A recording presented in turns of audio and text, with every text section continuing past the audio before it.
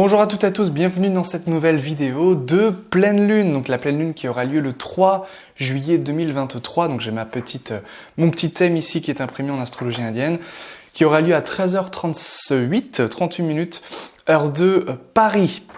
Alors, de quoi va nous parler ce thème? C'est ce qu'on va voir au cours de cette vidéo. Mais avant, sachez que si ça vous intéresse de vous former en astrologie ou de recevoir Cosmos, qui est notre magazine d'astrologie gratuit, ou bien tout simplement de vous abonner au mail pour recevoir le journal qui est le quotidien en astrologie védique, le premier quotidien en astrologie védique de France, eh bien tous les liens sont en description si vous voulez nous rejoindre et apprendre l'astrologie de manière un petit peu plus profonde que ce que l'on trouve bien sur YouTube.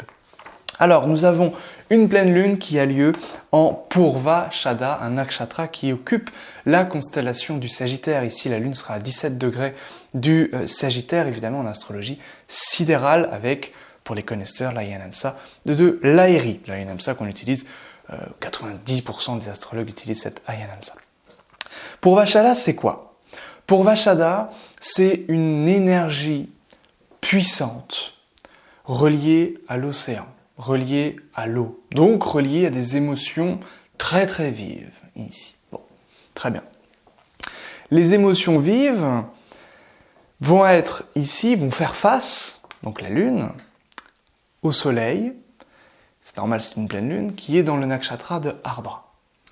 Ardra est symbolisé par les tempêtes, est symbolisé aussi par des émotions fortes, puisque un de ces grands mots-clés, de ces grands symboles à Ardra, ce sont les larmes. Et donc ici, on est quand même sous une énergie puissante, très émotionnelle, très émotive, avec cette lune en Purvashada, ce soleil en Ardra. Et évidemment, ce soleil est accompagné de Mercure. Le soleil est à 17 degrés, donc je vous mets le thème juste là, et Mercure est à 19 degrés des Gémeaux. Donc ici, Mercure est combuste. Ça veut dire que Mercure est invisible dans le ciel, si vous regardez. Mercure va être trop proche du Soleil. Et donc, Mercure, ça va être la communication. Donc ici, la communication va être très imposante, va être très rude. Et on va plutôt que de parler de manière, entre guillemets, diplomate, eh bien, on va être plutôt amené ici, en tout cas, ça va être une grande tendance générale, bien entendu, pas pour tout le monde, mais de manière générale, eh bien, on va être dans cette optique, dans ce dialogue entre je te parle de manière un petit peu rude, un petit peu autoritaire, un peu comme si tu étais un ouvrier et moi le patron, et on va aussi devoir faire face à ce genre de discours, de situation. Donc ça va être des choses un petit peu importantes au cours de cette période ici de pleine lune. À noter que Mercure, c'est également la raison. Puisque la raison ici, donc Mercure, va être dans un nakshatra d'Ardra, donc comme le soleil, Ardra qui est encore une fois nakshatra de larmes, donc relié vraiment à l'émotionnel, et aussi à la profondeur des choses bien entendu, il y aura quelque chose ici à guérir. Il y aura quelque chose à guérir au niveau émotionnel, au niveau d'une certaine forme d'introspection, et ça peut être un petit peu difficile d'y aller, donc quelque chose qu'on n'a pas pu réellement guérir peut refaire surface et nous entraîner devant des complications au niveau du discours, au niveau de la communication. Les gens peuvent venir à nous et nous dire leur cas de vérité, parce que le soleil c'est la vérité, le soleil met en lumière tout ce qu'il touche, et ici ça peut nous revenir un petit peu dans la tête, avec cette grande symbolique-là. Bien entendu, Ardra est un nakshatra, donc une constellation régie par le nœud nord, par Rahu. Saturne est dans une constellation régie par le nœud nord. Le nœud sud, lui, est dans un nakshatra aussi régi par le nœud nord. On a ici beaucoup de configurations où, en réalité, les trois nakshatras, il n'y en a pas plus, régis par le nœud nord Rahu, sont activés. Donc forcément, le nœud nord, c'est ici le facteur céleste qui va être le plus activé par rapport à cette pleine lune. Mercure, Soleil, Saturne, le nœud sud. Ça fait beaucoup. Donc forcément, on va devoir étudier ce nœud nord pour cette pleine lune. Déjà, de manière générale, le nœud nord, c'est quoi? Le nœud nord, c'est la confusion. Tout ce que vous connaissez de Neptune, vous allez pouvoir le mettre derrière les nœuds. Donc le nœud nord, ça va être la confusion, ça va être l'illusion. Ça peut être aussi, évidemment, quand c'est en bon aspect avec la Lune, une grande intuition, si la Lune est forte, puissante, soutenue. Ici, la Lune n'est pas très puissante. Pourquoi? Parce que elle occupe un nakshatra de Vénus, et Vénus est chez la Lune ici en Cancer. Ça veut dire que Vénus n'est pas très puissante, donc le socle sur lequel repose la Lune est bancal. Donc la Lune reste bancale quand même. Cette Lune en plus reçoit un aspect de Saturne. Saturne et la Lune font mauvais ménage. Ça a plutôt tendance à nous renseigner sur de la déprime, à nous renseigner sur des choses un petit peu difficiles, des charges mentales, des choses qui nous pèsent un petit peu. Alors bien entendu, ça peut être intéressant pour finaliser des objectifs, des travaux, pour finaliser ce que l'on a déjà commencé. Mais l'idée, ça va être vraiment un enjeu très puissant au niveau de cette communication. Ardra, comme je disais, ça peut être lié à la guérison. Les gens marqués par Ardra peuvent être des médecins, peuvent être des guérisseurs, des chamans, des mystiques, mais reliés vraiment à cette guérison. Ça peut être la guérison spirituelle, par exemple. Surtout si vous avez le maître de neuf, par exemple, dans ce nakshatra. Mais si, en fait, tout va dépendre, ces planètes, ce qu'elles vont régir pour vous. Je vais prendre un exemple très simple. Par exemple, le soleil, pour un ascendant Cancer, est maître de la maison 2, ça peut être les finances. Eh bien, en ce moment, les finances, et particulièrement lorsque on sera au 3 juillet, eh bien, les finances pour l'ascendant Cancer peuvent être un petit peu compliquées, tout simplement, parce que les planètes qui occupent ce nakshatra Ardra, pendant un moment, lorsque ces planètes sont activées, vont être sujets à de la difficulté, tout simplement. Donc on peut faire un petit tour d'horizon si vous voulez en fonction des signes. Donc si vous êtes un ascendant Cancer, eh bien ce sera principalement au niveau de vos déplacements, de votre argent et de votre communication où il peut y avoir un petit peu des difficultés. Bon. Mais en même temps, ça peut être une grande indication, une grande énergie ici, mise au service du soin et au service de comment je peux gérer mon quotidien aussi, avec cette lune en Purvashada, qui peut être très intéressant.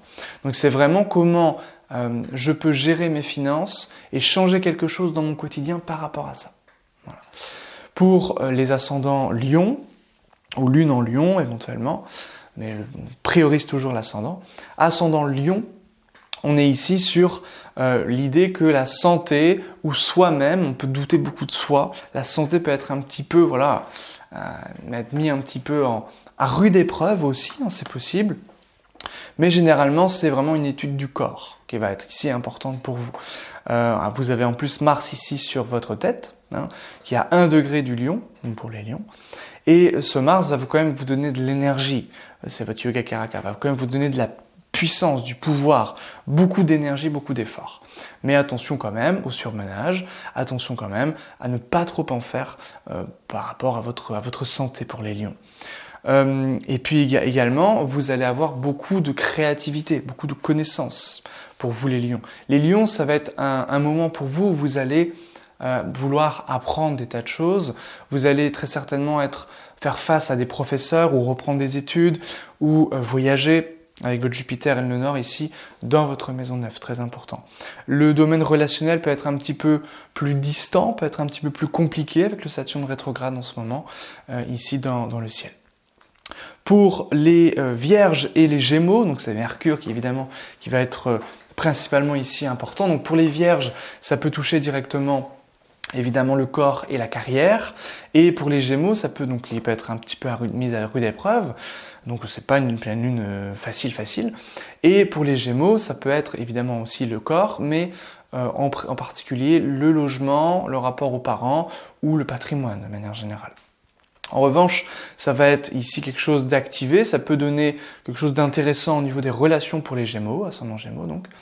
Ça peut par exemple être un ajout de relation, ça peut être un ajout de partenariat, ça peut être facilité. Ça va être également facilité par rapport à vos amis, par rapport à vos efforts, avec le Mars ici qui vient de rentrer en Lion. Pour vous, les Gémeaux, vous allez prendre des initiatives plus facilement.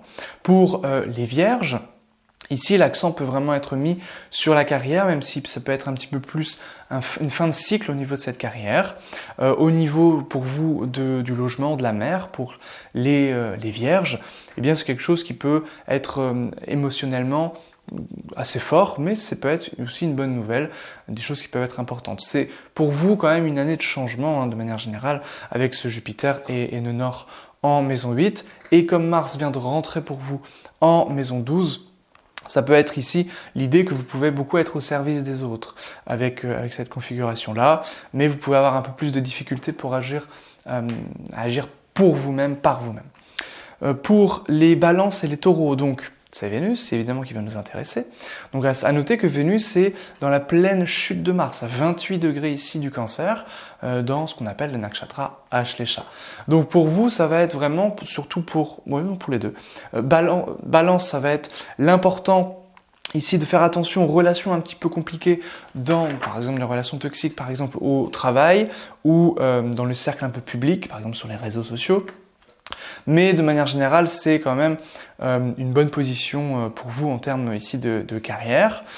Ça peut être un petit peu plus compliqué au niveau du père, au niveau d'un professeur, pour vous les balances, ascendant balance. Pour tout ce qui touche aussi au domaine de Mars ici qui vient de rentrer donc dans le Lion, donc par exemple au domaine du salaire ou au domaine des amitiés, ça peut frictionner un petit peu au niveau des amitiés, mais par contre un salaire ou de l'argent peut venir de manière soudaine et inattendue au cours de ces 2 mois, à compter du 3 juillet. Pour le taureau, donc ascendant taureau, ici Vénus est dans votre maison 3, donc ça va vous donner vraiment l'élan d'agir, l'élan de faire des choses, de sortir de votre zone de confort. Alors, comme évidemment Vénus n'est pas très très bien placée ici, ça peut être quand même les déplacements qui peuvent être un petit peu source on va dire, d'événements un petit peu surprenants dans l'existence. Votre lune va être du coup en maison 8. Ça va vous doter d'une capacité d'aller en profondeur dans les choses, de comprendre les choses, mais attention un petit peu aux petits coups de blues pour vous, taureau, ascendant taureau. Et puis le domaine un petit peu aussi relié aux parents et où le domaine financier peut être un petit peu mis à rude épreuve, le domaine des enfants également, mais bon, Mercure est quand même bien placé ici, donc c'est plutôt favorable. C'est pas la meilleure année pour vous les taureaux, entre guillemets, entre parenthèses, parce que vous avez les nœuds dans l'axe 12-6, donc à compter du 30 novembre, ça va vraiment être une grande amélioration dans votre existence pour vous les taureaux. Pour les béliers et scorpions, donc ici on est avec Mars, le bélier, donc le bélier ça va être très simple, Jupiter et le nœud nord ici, pour les béliers, notamment au premier décan, au deuxième décan en sidéral, c'est favorable pour vous, puisque ce sont les planètes qui vont donner des choses, même si ça peut entraîner un petit peu de la confusion, même si le nœud nord peut redonner après. Bon, généralement c'est quand même très très fast. Vous avez votre Mars qui vient d'entrer ici en Lion, là où il est extrêmement bon, donc ça va vraiment être un mois de juillet, août qui va être vraiment meilleur que ce que vous avez vécu ici en mai et en juin où votre Mars était en chute, donc ça c'est bon pour les béliers et les scorpions. Donc pour le bélier, ça va être très bon au niveau de la créativité, ça va être très bon au niveau des enfants, au niveau de l'apprentissage ici, de l'expérience, toutes ces choses-là vont être très très importantes. Par rapport aux scorpions, ça va être très bon au niveau professionnel. Ici, ça peut donner également un changement professionnel. Vous pouvez tout à fait prendre la décision de partir ou quelque chose peut évidemment bouger aussi au niveau pro si votre soleil est activé dans votre thème. Mais ici, généralement, voilà, pour les scorpions, c'est quand même intéressant comme période, même si jusqu'au 30 novembre, il peut y avoir des petits problèmes au quotidien pour lesquels vous devez, entre guillemets, toujours être un petit peu dans l'action. Donc ça peut vous fatiguer un petit peu, mais de manière générale, c'est quand même une bonne année pour vous. Ensuite, pour les Sagittaires et Poissons, donc Jupiter ici. Donc pour les Poissons, très bon financièrement, donc ça c'est pour cette année, Jupiter Raoult en maison 2, ça c'est une évidence. Votre Jupiter, donc vraiment concentré sur la sécurité matérielle au cours de cette année, sur les biens, sur la famille, éventuellement. Même s'il peut y avoir un petit peu de confusion au niveau familial, généralement c'est plutôt fast. Attention quand même à l'autodestruction. Attention quand même aux prises de poids, à l'alimentation, aux intoxications pour les poissons, voilà. Mais de manière générale, c'est très bien. Le Mars qui vient de rentrer en Lion, pour les poissons, ascendant poisson, ça va vous donner l'idée que vous pouvez battre des ennemis. Donc si vous êtes dans des compétitions dans des paris, dans des élections et des choses comme ça, généralement ça vient vous faciliter la tâche. Donc là c'est bon pour vous. Au niveau des choses un peu plus difficiles, ça peut être relié aux enfants, la créativité, ça peut être lié également au couple, hein, parce que Mercure et le Soleil vont régir ça dans votre thème. La Lune ici mettra aussi la lumière sur vos actions, sur votre carrière éventuellement aussi. Et évidemment, ça va vous doter, ça peut vous donner une bonne créativité dans la carrière et ça peut vraiment être récompensé et vous donner de l'argent, si on regarde vraiment la symbolique de manière, jusqu'au bout. Pour les Sagittaires, la Lune est sur vous. Donc ici, ça vous met en lumière, tout simplement. Parce que la Lune, elle est toute éclairée ici, ce 3 juillet 2023. Donc ça va vous mettre en lumière, ça va vous doter ici d'une aura particulière, une aura reliée quand même à votre maison 8, donc ça peut être vraiment l'idée d'aller en profondeur à l'intérieur de vous-même dans cette introspection. Ça va être vous, Sagittaires, qui vont être les plus touchés par le côté émotionnel, le côté ici peut-être un petit peu de déprime aussi, c'est possible avec le Saturne, mais vous avez quand même un super aspect, un trigone ici de Jupiter, qui vient quand même vous donner de la réussite. Donc lorsque vous allez en profondeur dans vos émotions, dans vos tripes ici, et que vous comprenez des choses, même si c'est inconfortable avec le Saturne, eh bien Jupiter vient vous doter ici d'une certaine sagesse et vient faire en sorte que vous apprenez énormément. C'est très bon ici pour vous, pour les enfants, Jupiter Rahu en maison 5. Hein. Ça peut être éventuellement un petit peu plus difficile pour vous au niveau du père, au niveau d'un professeur, surtout du père d'ailleurs, et éventuellement au niveau de la carrière. Ça peut être un peu plus difficile pour vous, même si le Mercure, encore une fois, est bien disposé, il est chez lui. Hein.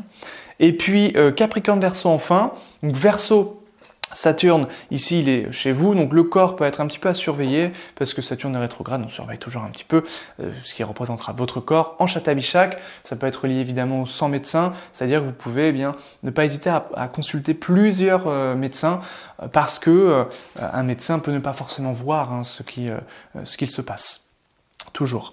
Ensuite, évidemment, ça va être aussi bon pour vous, ici avec le Mars, pour aller vers des gens, pour prendre des initiatives par rapport à des gens, par rapport à de la vente, par rapport à du commerce, par rapport à des voyages aussi au lointain. Un peu moins bon au niveau relationnel, parce qu'évidemment Mars en 7 n'est pas terrible pour les relations. Peut donner des relations passionnées après, hein, mais généralement, bon, il entraîne plutôt des conflits.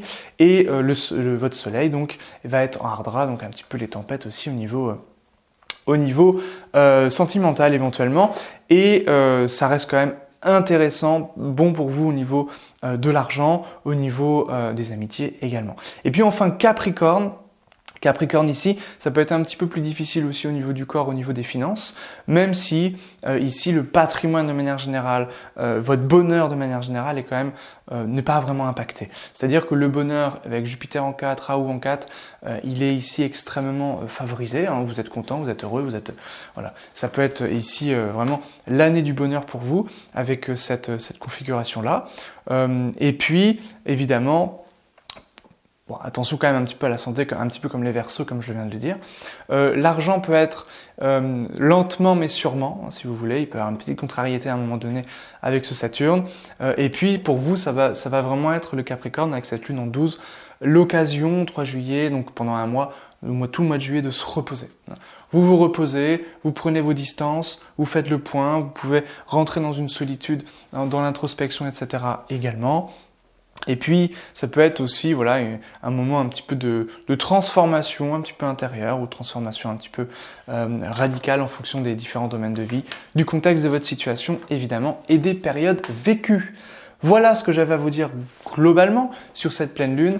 Il y a une autre vidéo que je vais faire très rapidement sur ma chaîne d'astrologie occidentale si ça vous intéresse, si vous voulez avoir la version occidentale. Évidemment, je ne vais pas répéter tout ce que je suis en train de vous dire. Je vais aller un petit peu sur d'autres horizons. N'hésitez pas à rejoindre les mails, à rejoindre tout ce que je propose. Hein. Tous les liens sont en description pour en savoir plus, vous commencez à connaître la chanson. Et puis, écoutez, je vous dis à très bientôt pour une prochaine vidéo. Bye bye.